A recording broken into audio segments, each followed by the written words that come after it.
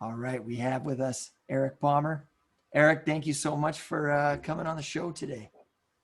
Oh, you're welcome. Very, very welcome.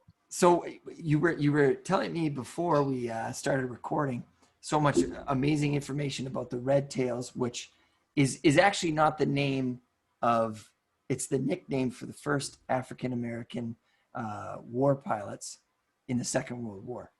Yes. And you're describing the story of them and how because of Jim Crow, of segregation in the military, and the sort of how hard it was to get into the Air Corps, they actually, the sort of the Jim Crow created this elitist group of jet fighters.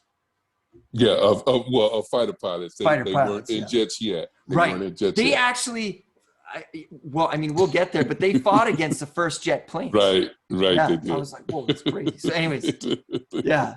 They knocked down some jets. Yes, they did. Yeah. So tell us a little bit about the history of the 332nd fighter group. Yeah. Okay. So a lot of people know them as the Tuskegee Airmen. Right. And Tuskegee Airmen applies to anyone who served in a segregated unit that supported the flying activities of the 332nd Fighter Group and also 477th Bomber Group during that time of segregation in the Army Air Corps from, some say 1939 until 1949. Right. But the first class was 1941. So between 1939 and 1949, anyone that was part of or supported that segregated activity is considered a Tuskegee Airman. The name RedTail actually applies to the fighter pilots that served overseas that flew RedTail P-47s and P-51s.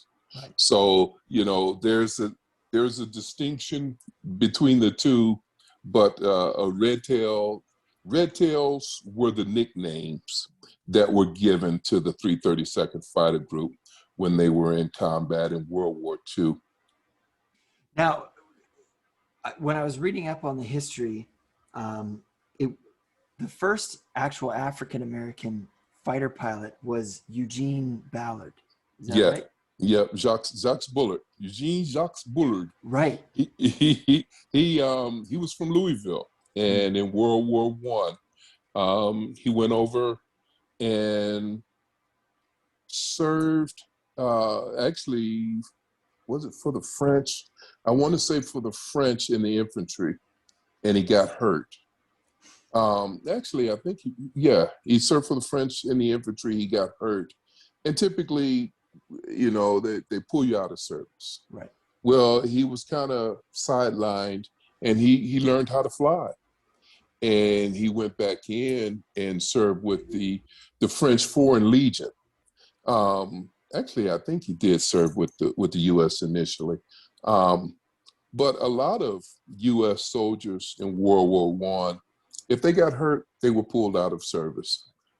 He fortunately learned how to fly while he was over in France, and he got on with the French Foreign Legion and flew combat there. And it's not recorded, but they say he had 2 knockdowns. He shot down 2 planes. So every time I think of Jacques, I think of Snoopy and right, and the cartoon. Yeah. So that's sort of like the first, seen as the first African-American fighter pilot, but because they wouldn't allow black fighter pilots into the U.S. Army, he had to serve for France. So what was sort of the history to start the 332nd Fighter Division?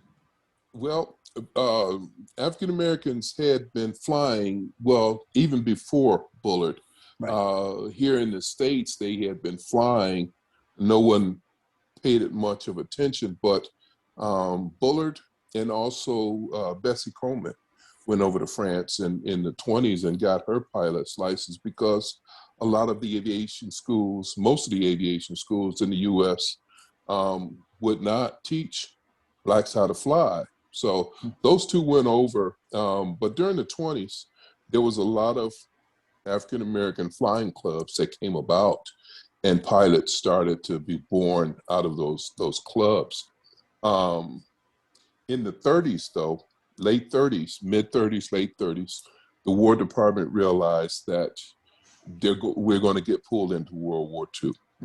So they created what they called a civilian pilot training program and employed it at numerous universities and colleges across the country, where they taught civilians how to fly for free, so that they have a pool of pilots to pull from when we got into World War II.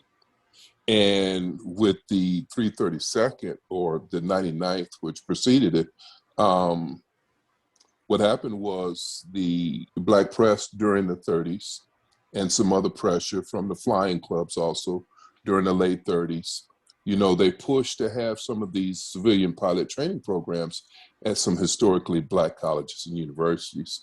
And there were 11, 13 of them that the federal government or the War Department ended up employing these programs, and Tuskegee just happened to be one. There was, like I said, there was a number of them. Still with the pressure from the black press to allow African Americans to join the Army Air Corps, the decision was finally made. Well, let's try it out. Let's see if they fail, because that's what we're banking on, that they're going to fail. Right. So they started the 99th Pursuit Squadron in 41, and they started at Chanute Field in Illinois with the technicians, the mechanics, those types of people. Brought them in, and then once they were trained up, they shipped them to Tuskegee. There's a number of stories of why Tuskegee was chosen, but one famous picture that's out there shows Eleanor Roosevelt in the backseat of a Piper Cub, and she's flying around Tuskegee with the chief instructor there at Tuskegee in their civilian pilot training program, Charles Anderson. And she was there for some other business, some of her charitable organizations that she was involved with. She was down there checking on monies and things like that, and she's seen black people flying around, and ended up over at the airfield because she was under this impression that blacks didn't know how to fly. She was impressed. Right. And she asked if she can go up. Of course, her Secret Service was kind of hesitant, but she was her own man. She was her own woman. She was her own woman. So she jumped in the back of the plane, and Chief Anderson flew around. And when she got back to Washington, she told her husband all about the positive experience, and that blacks can fly. So yeah. I think with Anderson being there, and then also Benjamin O. Davis Jr., right, who was the first commander of the 99th and the 332nd and the 477. With Benjamin O. Davis Jr., he was there at Tuskegee as the head of their ROTC detachment. He had recently graduated, I want to say in 36, 38. He had recently graduated from West Point. I think the second African-American to graduate from West Point, and the Army had nowhere to put him. Because it was segregated. Because it was segregated. Yeah. Because it was segregated. He was also interested in flying. So, those two things combined with Tuskegee being in the South, and a lot of Jim Crow, a lot of racism, a lot of prejudice, a lot of pressure being down there, they would think, they thought that if they put these pilots in this position, then they would crack and they would quit. Right. And a lot of the pilots do have some interesting stories about crossing that Mason-Dixie line and being there in the South and seeing that things were different. But you know, they started the 99th Fighter Squadron first, and trained up enough pilots to build a squadron. There were 27 planes, and I can't remember how many actual pilots within the squadron, but they had built up, you know, got enough people trained and had enough people for fighter squadron, but still the segregated Army Air Corps, there's nowhere for this fighter squadron to go. Right. The fighter groups were already formed. There are 3 fighter squadrons per fighter group, and all of them were segregated. So even after all of the training that the 99th went through, they had nowhere to go, so they just repeated training.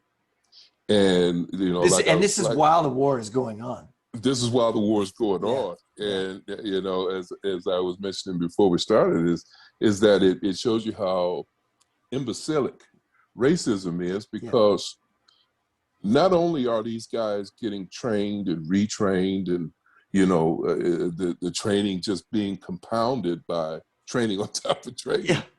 When the War Department decided to start this, you know, Tuskegee experience and see if it was successful or not,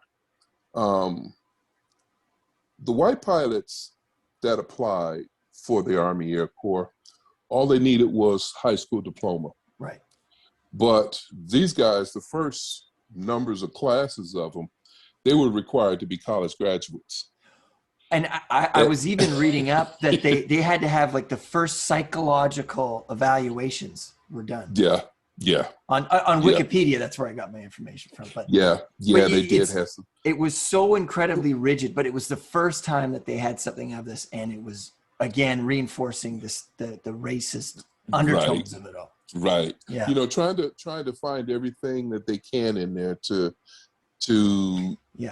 affirm their false beliefs. Yes. You know, like I say, in 1925, the War College conducted a study that recognized all of the successes of African American soldiers throughout, you know, every war that the U.S. had been in up through World War I, and they recognized nothing but success, but success. Even the units that they tried to restrict from doing anything, nothing but success. Right. But when they summarized the report, whoever summarized it didn't recognize the success. He pointed out his opinion of, you know, blacks are inferior. We're mentally inferior. It was very subjective. You know, we couldn't operate complex machinery. We're cowards. We're not leaders. Had this group think mentality, the whole 9 yards, just to beat on a stereotype. And like I say, I tell people that was 1925. 1925 was the height of Jim Crow. And, you know, they wrote that report to go right along with societal norms. It was unfortunate, but they did. Well, and you even kind of compared it to like the Mueller report, right? And it's like, like this is a 600-page document. There's a lot of evidence here. Oh no. We already got our mind set up. It's like, okay, all right. Right. Yeah. The original PDF, which is out there online for that college war college study, 63 or 64 pages long.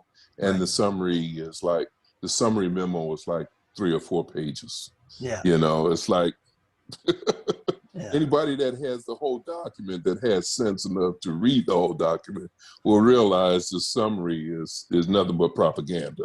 Well, and that's just it, because again, as I've kind of been reading up, but it's like, how did we get to here? And there's that famous case in like the late 19th century, Plessy versus Ferguson. Right. And that's where, you know, equal but separate came out. Yeah. And that was the birth of Jim Crow laws. I don't know how it gets the name Jim Crow. And then after World War II, early in the 50s, is when there's Brown versus a Board of Education. Yeah. Where so the RedTails are kind of in this limbo between that. They are. Yeah. They are.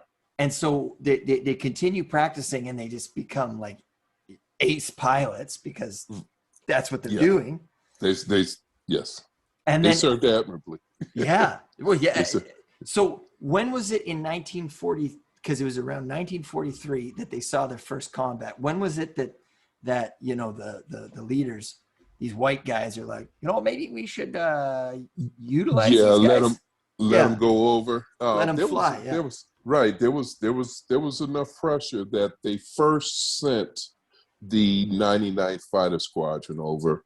At the same time, they did initiate the 332nd Fighter Group, which was then the 100th Fighter Squadron, the 301st, and the 302nd Fighter Squadron. Right. Like I say, fighter groups typically have 3 fighter squadrons. So they implemented the 332nd, brought that up, and then those 3 fighter groups, and started training soldiers for that. In the meantime, there was enough pressure. They sent the 99th overseas, and originally the 99th, let me pull this up, make sure I'm telling you the right thing. Originally, the 99th was assigned to the, let's see, where's that at? The 33rd Fighter Group. They were originally assigned to the 33rd Fighter Group in May of 43. The commander of the 33rd Fighter Group was a staunch segregist. He was a bigot, he was a racist, he was all the terms that one should use to describe him. He would not put them in any position to succeed. He would send them off on combat missions or on missions where he knew there was nothing to do. Yeah. And then he would send back these reports to the States saying these dudes are incompetent, they don't know what they're doing. Yeah. And then that's when Benjamin O. Davis came back, got called back to the States to defend their record. And both movies, RedTail and the Tuskegee Airmen, the HBO movie from '95, kind of encompass his mindset and his attitude when he was there in front of the Senate committee. You know, and basically he told them that, you know, you're putting us in positions where we can't win. You know, so. In the meantime, in the back of their mind, they had already decided they were going to go ahead with the 332nd. So while he was back in the States, he picked up command of the 332nd. But what they decided to do after that hearing was transfer the 99th Fighter Squadron over to the 324th Fighter Group. Okay. That commander was more liberal. Right. He integrated the 99th in with his fighter squadrons. They started going out on missions together. And that's when people started to see these guys succeed and do things. Charles Hall was the first one that shot down an enemy plane, and his reward was a bottle of Coca-Cola. But you know, they were with the 324th for a while. Let's see, for a month, they were just with the 324th. And then for some reason, they reassigned them back again with the 33rd. But at that time, the cat was out of the bag. They knew that these guys knew what they were doing. Right. And they actually went back and forth between the 324th, the 33rd, the 79th.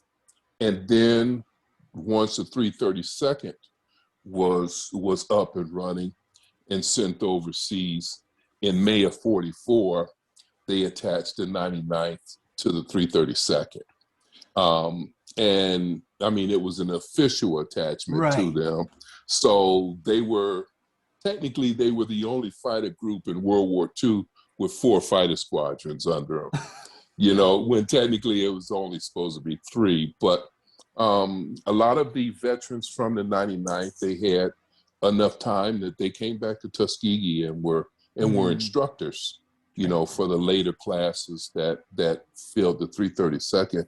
And some of the guys even tell the stories that, they did not want to be assigned to the 332nd. They wanted to stay either just their own individual fighter squadron or, keep us with these other fighter groups, these other, white fighter groups that, we're letting them see some combat. But of course, strict segregation had to play its role, and they said, no, you guys are going under the 332nd.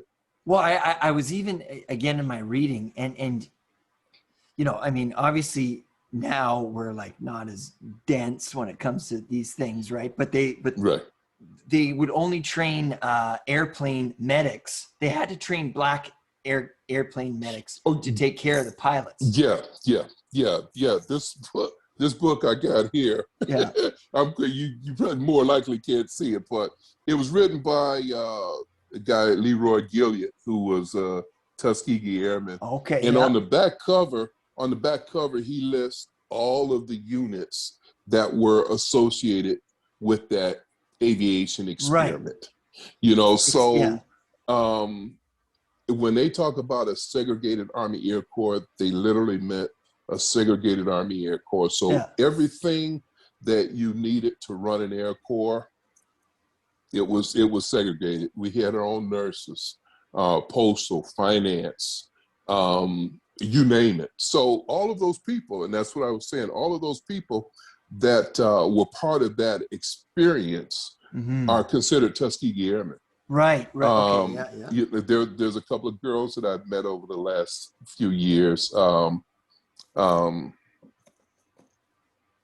Lieutenant Cologne, Nancy Lieutenant Cologne, she was a nurse.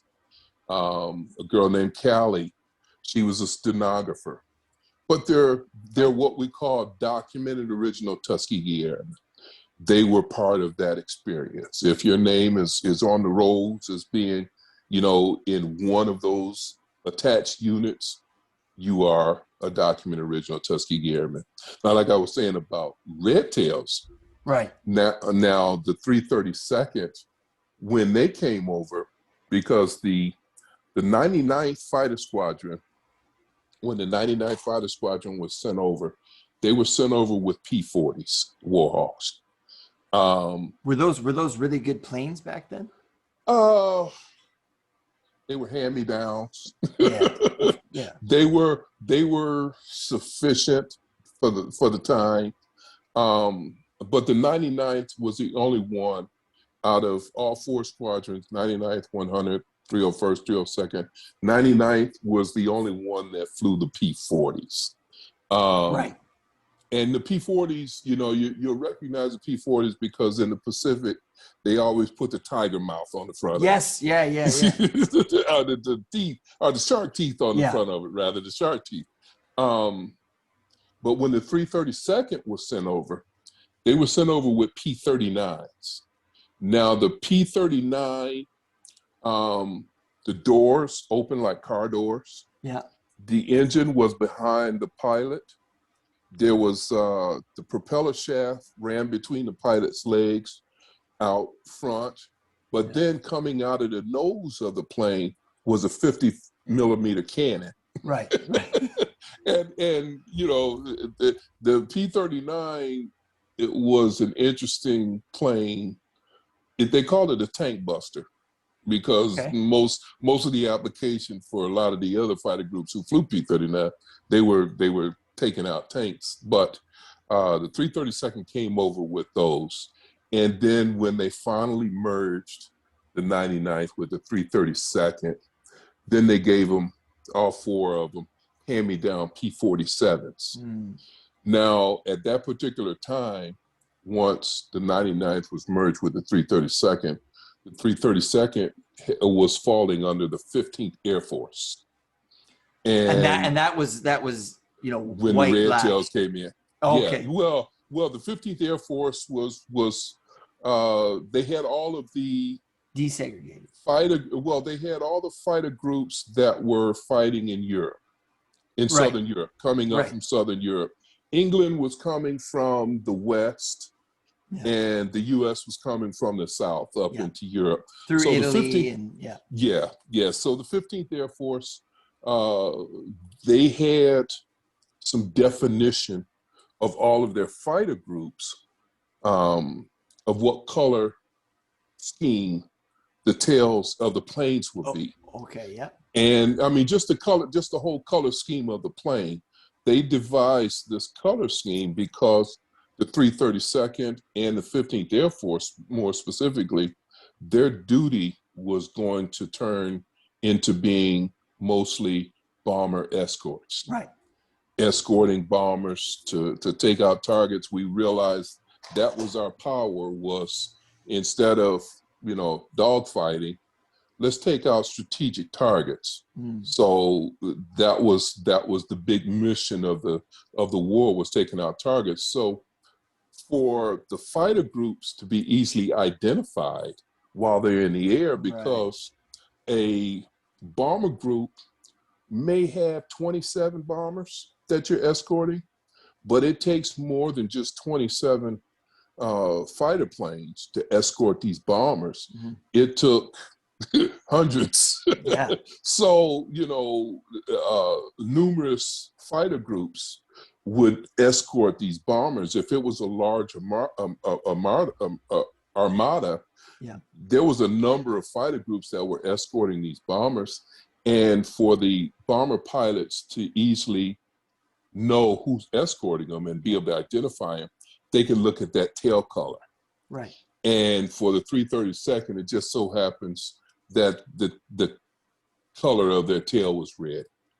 And that didn't come into effect until they got the P-47s. So a lot of people don't realize, when they think about RedTails, they think about the Tuskegee Airmen, they think about these nice, beautiful P-51s.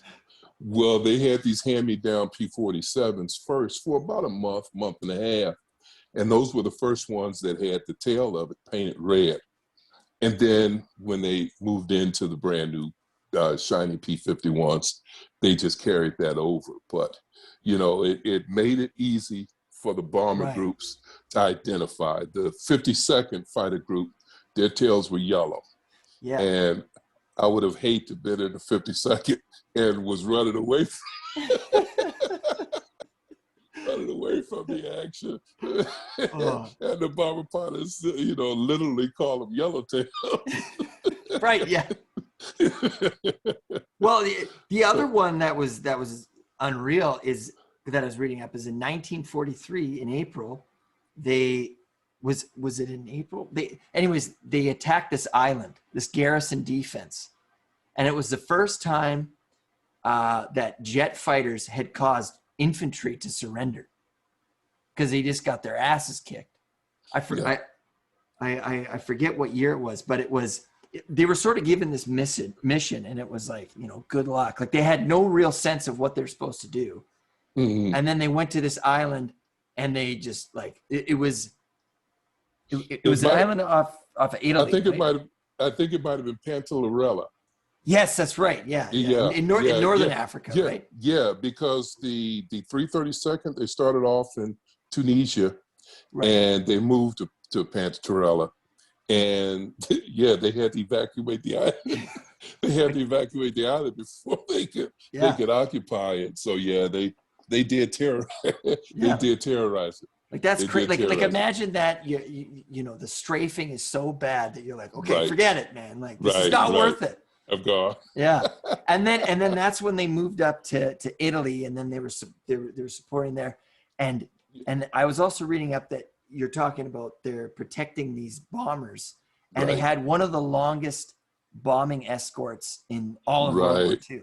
Right. And that's when they're going into Germany to blow up that factory, right? Yes. Yep. The Mercedes-Benz factory to take out. Right. That's crazy. Yeah. Yep. To take out the Mercedes-Benz factory. Because they were, they started off in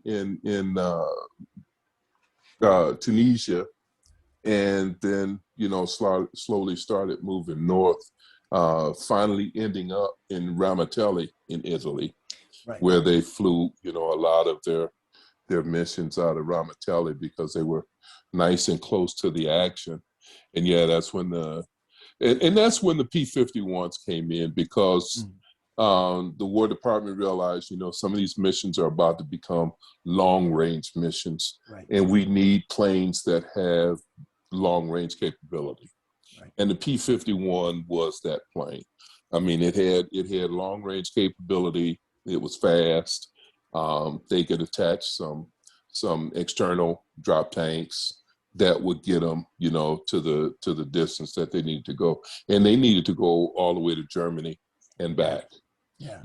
So that was the birth of the P-51, and then, people realized how nice and sleek the plane was, and and nice to fly. They call it the Cadillac of the sky. Cadillac of the sky. My dad, he loved, he was a pilot, and he loved this kind of stuff. Now the other one is the Mustang, right? Yeah, that's the P-51. Yeah. That's the P-51 Mustang. I wish my dad could have talked, because he would actually know a lot more than me. Whereas I'm like, okay, yeah, I'm learning a lot right now. But the Mustang is also the symbol of the RedTails of Detroit, right? Well, yeah. Now that's interesting story. So now my organization, Detroit RedTail Inc. Yeah.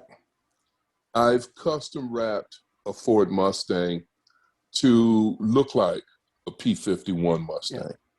Now, there was an article actually on the Ford website, the Ford media website, where a guy by the name of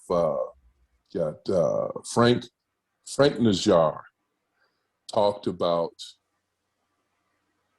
his influence with naming the car Mustang after the P-51. Right. This was during the 60s. There were still veterans. I mean, early 60s, there were still veterans who had fought in Korea and who were, familiar with World War II. And actually, I think they were still flying that P-51, maybe even close to into the 60s. But he has this story on the Ford media website talking about his influence with inspiring Ford Motor Company to name the car Mustang. Now, I got an opportunity since I've got this Ford Mustang. I've joined the Mustang Owners Club of Southeast Michigan. So I hang out with those guys. I go to car shows. And one of the reasons why I got the car and wrapped it is another venue to talk about the Tuskegee Airmen. Yeah. At these car shows are set up, people come by, they look at the car, but then they want to know history. And it's a perfect opportunity. A lot of guys that are retired to get a chance to go to schools and things like that and talk to kids, or, at the air shows. And I take it to air shows too, but, you don't necessarily, in my situation, you don't have to be at an air show to learn about the Tuskegee Airmen. Come on over here to this car show and I'll teach you. But I got an opportunity to go down to a guy by the name of Gail Halderman. He is the designer that drew the original Mustang that would end up being the production Mustang. And I talked to him, and on the website, I got a link to a video where I actually asked him about that story with Frank Najjar, and he started laughing because obviously he knew him. I mean, they all worked together. Yeah. He started laughing. He said, yeah, he would tell that story all the time, but that's not the case. Actually, with the Ford Mustang, the production version, there was a open contest to name the vehicle. Okay. Mustang just happened to be one of them. Cougar was one. There was a number of different names that were thrown in the hat. It just so happens that Mustang happened to be the winner. But that naming of the car after the airplane is semi-true, because what Gail Halderman explains is that there was a prototype Ford Mustang that was made in '63, and it was a sleek 2-seat open air car like with a fighter style bar. Yeah, that looked like a fighter jet. And then they had a blue rally stripe down the middle of it. And they did name that Mustang after the plane because they were trying to inspire pilots Yeah. to be interested in this particular Veterans to car. buy a car. Yeah. Yeah. So It's great there, marketing. there's some truth, but it was a pre-production car. It was a concept car that was named after the airplane, and not necessarily the production vehicle. But one of the reasons I think this stuff appeared on Ford's media website over the last number of years. Let me see if this was 2013 that he posted it out there. That Frank Najjar told this story. I think one of the reasons why Ford kind of promoted that is because Roush, Jack Roush, and Jack Roush is heavy into motorsports, Right. and Jack Roush is heavy into military aviation history. Jack Roush owned a couple of P-51s from, well, I think they were rebuilt. I don't think they might have been originally from World War II, but Jack Roush used to own a couple of actual P-51s. He actually flew, and he started integrating the two of them, the car and the airplane, and he started to make these Jack Roush P-51 Ford Mustangs. And I want to say that was like 2009 he started doing that. So Ford, I must have seen how much success he was getting at, connecting these two, and decided to tell their own story of how they were actually connected. But the production, from what Gail Halderman tells me, and I believe him, I talked to him, he was there from the very beginning. It wasn't necessarily the production car. It was the concept, the prototype that was named after the plane, which is still, there's a connection. Yeah.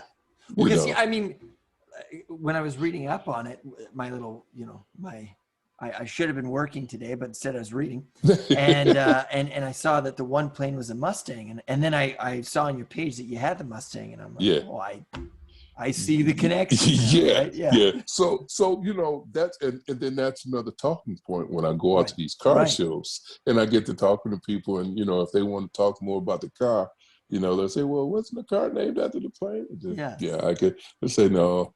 They had, let's see, the Cougar, the Torino, Allegro, Adventurer, and they even thought about the Thunderbird too, naming the production vehicle the Thunderbird too. But like I say, there was competition, and eventually, management decided, well, let's call this production vehicle Mustang. Now I remember, if I'm not mistaken, another thing that Gail Halderman was telling us was the fact that there was a not a metal model maker, a clay modeler there at Ford at that time that was Polish or somewhere from Europe, and say as a hobby, he was carving a galloping Mustang, and that was sitting there in the shop, and it's identical to the Mustang logo that's on the car. So that, kind of told everybody, well, it's a horse. Mustang, but yeah. Yeah. Well, I remember in 2002 when I was 12, and I'm dating myself here, but they had the Thunderbirds come out, that kind of concept car. Do you remember those? Yeah. Dude, those were ugly as all hell, man. Yeah. My dad, I remember he was like, should we get this? And I'm like, no, Dad, man, that's not cool. Did you talk about the two-seater Thunderbird? It was they re-released it in 2002. Yeah, and it was it was a yacht. It was so big. Right? Okay. All right. Yeah. Okay. Yeah, and it had the little port window in the back, the little circular window. Right. It was trying to be a throwback to the Thunderbird, but it was too much of a weird amalgamation of a throwback and what they thought 2002 was going to be. And I think they wanted too much money for it too. Way too much money. Because it just wasn't, priced in the range of regular cars, and it wasn't there was nothing about it that was extravagantly different than other cars, except for the price. It was trying to be like some weird luxury car because it Right. wasn't a sports car. You know what I mean? Like it wasn't No. like a Mustang is like, you know, it is comparable to like a fighter pilot, whereas this one Right. was like, you know, let's smoke Right. cigars and, you know, drive around or whatever. Now, going back to the history and the legacy of the 332nd, the RedTails. I mean, when I'm reading up about this, and sort of one thing that I got from it was, again, the idea of cultural or racial supremacy was being completely challenged. Oh yeah. Right? You know, like after Oh, this, yeah. it's like the sort of the racist segregationalists are like, oh shit, right? Like, Yeah. what are we gonna do? Yeah. And as a result, there was a lot of, because I think it was the NAACP that originally was like, hey, we got to put these fighters in there. And then afterwards, it was like, okay, you know, we fought for this country. Now what? And it was like they fought against the Nazis, and obviously proved very valiantly. And now they still have to face Jim Crow when they returned home. Yeah. Yeah. That's what's called, considered the double V. Yeah. And not just the 332nd, but all of the African American troops of World War II that served in Europe. Yeah. You know, they knew they were going there to take out Hitler and fascism, and thought that once they came back home, that would help them erase racism. And unfortunately, it didn't happen. There's a number of stories of veterans being lynched in uniform. You know, veterans being, you know, told to take off the uniform. They didn't represent the country. So the treatment was still there. On my car, I honor two people that are still living, that are as I mentioned, RedTail is a nickname for the fighter pilots over in Europe.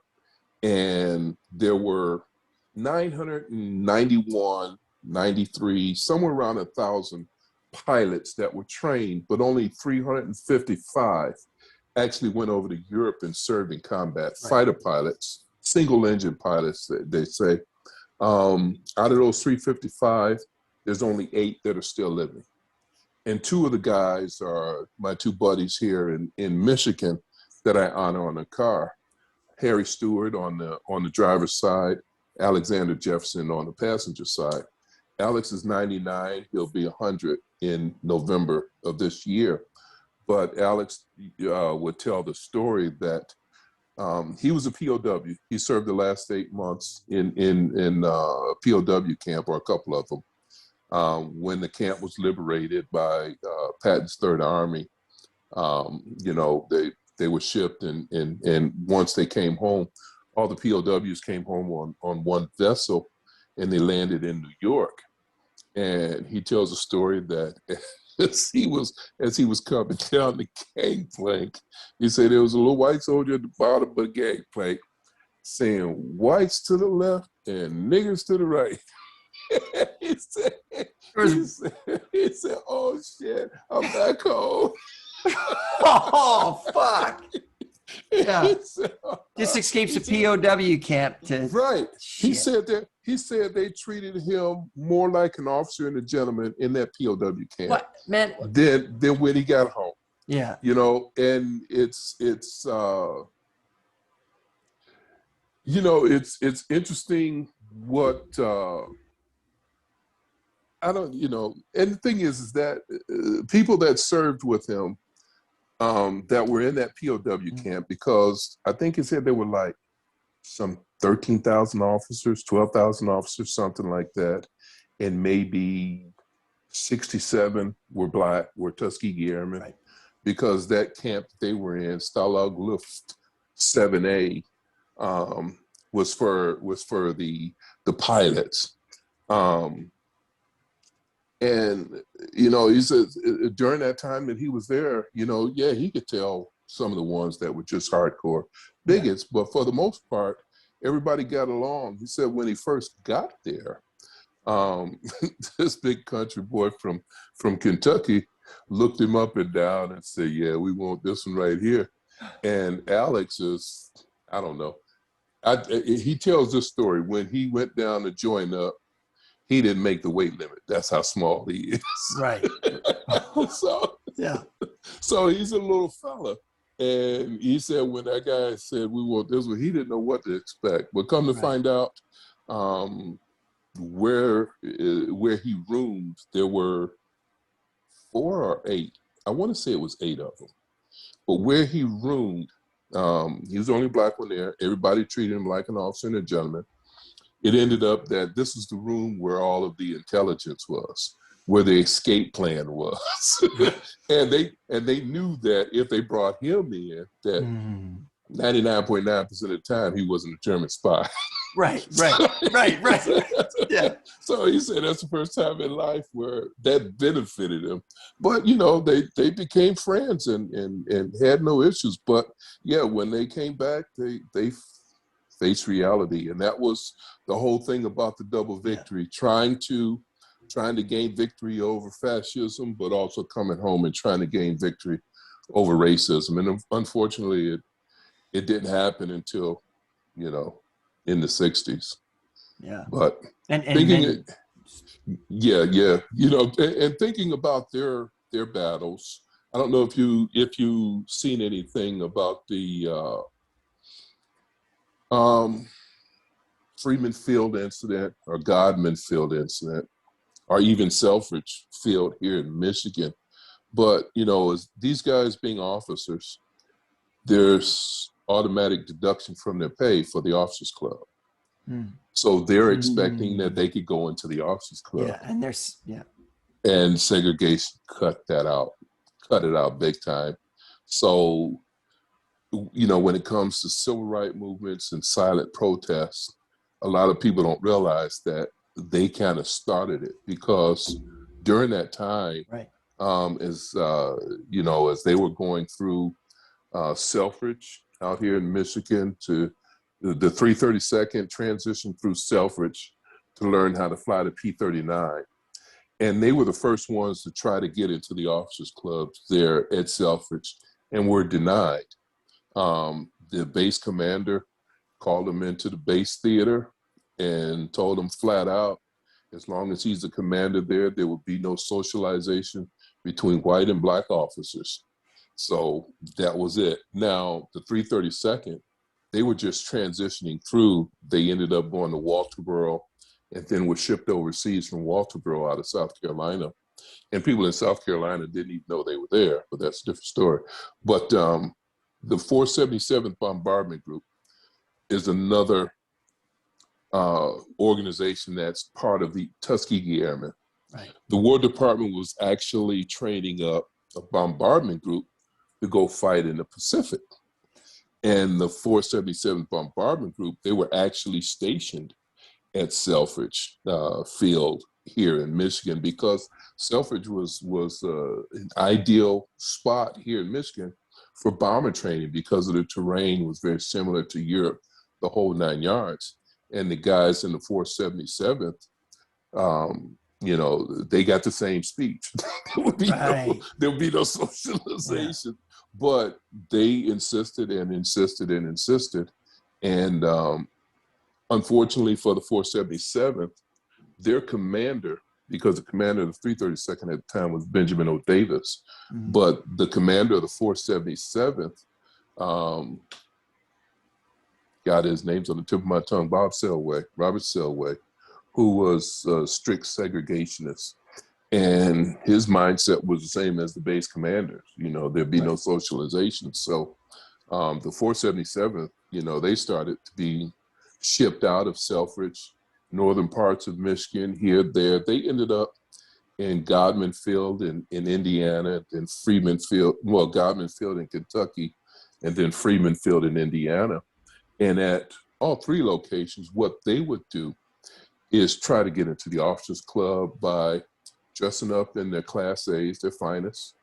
2, 3, 4 guys at a time would go to the door, try to get in.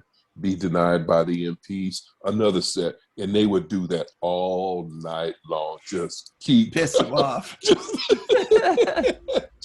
just pissing them off. So that was like the beginnings of that silent protest. And then what happened in both scenarios is that the base commanders wanted these guys to sign a memorandum that stated, that defined them as being trainees and all the white officers on base as being instructors. And they would segregate the officers club that way. The base commanders had gotten direction from their superiors that they can't segregate the officers club. So they figured, let's try it this way. And they sent out this memorandum for 101 officers, black officers, to sign to agreeing to being considered trainees. And nobody signed it. Not a one of them signed it.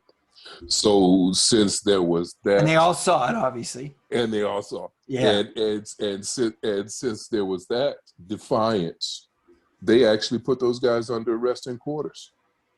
They were locked in their quarters, couldn't leave their quarters while they were standing there looking out the window. And we brought German POWs back to the States during World War II.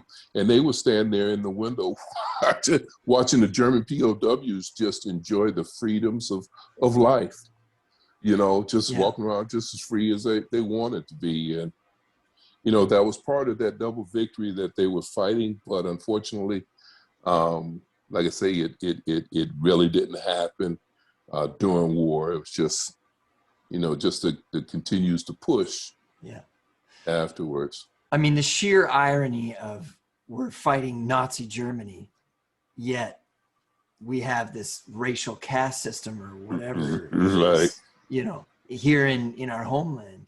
It's just, it's wild when you look at it. And then in 1948, I mean, really, from you know, a Canadian reading this, you start to see the, like you say, the beginning of the civil rights movement, because in 1948, they ended segregation in the military. There was, I have it written down. I don't know it off the top of my head, but executive order. Executive order 900, you know, 9,981. And then you start to see, right, this is the beginning of, you know, this doesn't make sense. The desegregation of the military.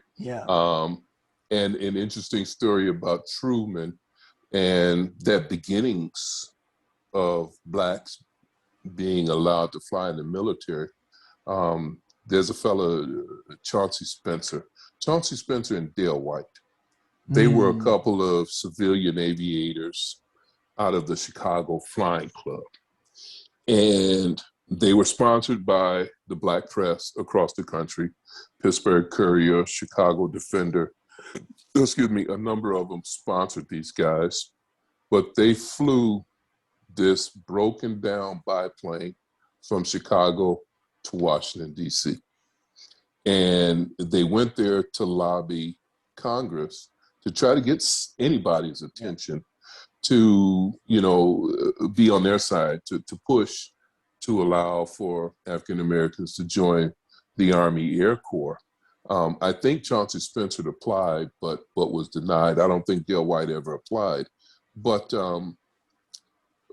they flew there to D.C. They ended up over in Congress, and they ran into then Senator Harry Truman. And they told Truman their story and why they came there. And Truman asked him, said, you guys are U.S. citizens, aren't you? Yeah. You pay your taxes, don't you? That's the most important thing. You pay your taxes. Right. Of course. First question. Yeah. You pay your taxes, right? Of course. Yeah. And so he said, well, you know, I don't see why you guys cannot join. But, you know, he didn't know the nuances of what was going on with the War Department. But he decided that he wanted to come out and take a look at their airplane. And he went out there and looked at the plane, and I mean, it was in bad shape. It had no lights, so if they flew at night, they would have to follow the lights of another plane, hoping that they were going the right way. But he told them that if you guys are brave enough to fly this piece of junk to DC, then when I get the chance, I'll be brave enough to push for you guys. I mean, as a senator, he pushed, Right. but Right. that was something that he remembered when he signed that executive order of Wow. desegregating He kept his word. the military. He kept his word. Yeah. Yeah, he was true to his word. So yeah, at that point in time is when things started to desegregate, and the Army Air Corps was the first ones to desegregate, or the Air Force at that time. The Air Force came about in 1949, but anyone that was part of the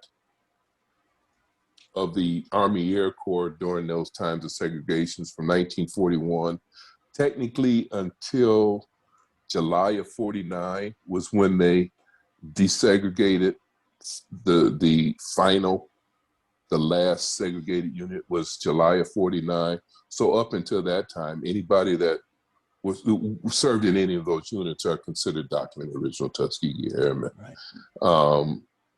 I got my mother's father's brother, great uncle. He joined the Air Force in October 48. And I've got some folks researching to try to figure out if he would have been considered a Tuskegee Airman, but they can't find him on any of the rolls that they got so far of those that they consider documented Tuskegee Airmen. But yeah, July of 49 is when it was finally desegregated. And then I want to say, if I'm not mistaken, I think the Marine Corps was the last one to desegregate it in like the 60s. Wow. Yeah. That still is like, and then I wonder if you have this elite group of air fighters, African American air fighters, if they just wanted to stay together, you know what I mean? Like, you know what? No one's ever really talked about that. I think they were tired of the segregation by the 100%. time they started to desegregate them. They were, I'm not going to say they were happy or content that they were segregated, but they knew they were segregated and they made the most of it. One of their final acts, Harry Stewart, as a matter of fact, that I honor on the driver's side, he was a group of 3 primary pilots that represented the 332nd. At that time, it was the 332nd Composite Group, because what happened after the war ended, they brought the 332nd home, and the 477th Bombardment Group had never went overseas to serve. So they never seen any battlefield time. But when they brought the 332nd home after the war, they combined, I want to say, 2 of the bombardment groups with 2 of the fighter groups, and they came up with this 332nd Composite Group. Right. I don't know if it was the one and only composite group. I don't know if it was or not at that time. I haven't looked to see if there were other composite groups, but with 2 fighter groups and 2 bomber groups. And at that time, they were in existence in May of 1949. So it was still segregated. And Harry Stewart, along with Alva Temple and James Harvey, were the 3 primary pilots who won an internal competition to represent the 332nd Composite Group at a 1949 air gunnery meet in Las Vegas. Now, the commander or the head of the Air Force wanted to bring back this air gunnery competition that had existed before the war, but, bring it together in some official capacity. And he invited teams from 7 composite group, or not composite, but conventional groups, which are just your prop planes, and 5 jet groups. There were 5 jet groups at that time that were flying jets.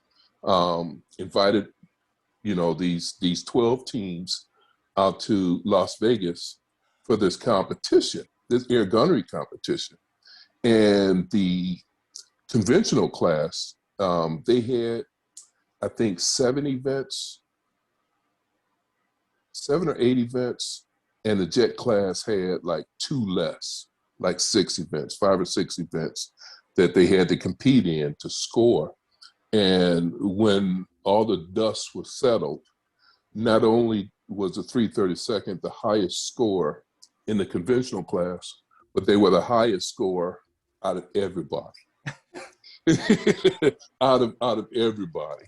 So now James Harvey is still living. He's in Denver, and then Harry Stewart. When those 2 guys go out to different places, or a number of years ago, maybe some 10 years ago, they were out somewhere and speaking, and someone in the audience just hollered out, "Hey, you guys are the first Top Guns." So, Oh yeah, the original Maverick and Goose. Right. So since that point, that's what they've been marketing The original themselves Top Guns. as the first Top Guns, first Top Guns. So yeah, that right there was a staple. That final moment was a staple in all of that, nonsense, especially from that 1925 War College report saying that they can't, operate complex machinery. And Right. then these guys win, the very first air gunning competition. And not only did they win it, but they won it in obsolete airplanes. Vehicles. Sorry, give me 1 second. I just got to pause. Okay.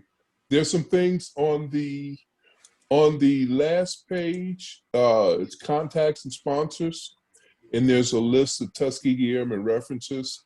And the very top link is Detroit RedTail storyboards.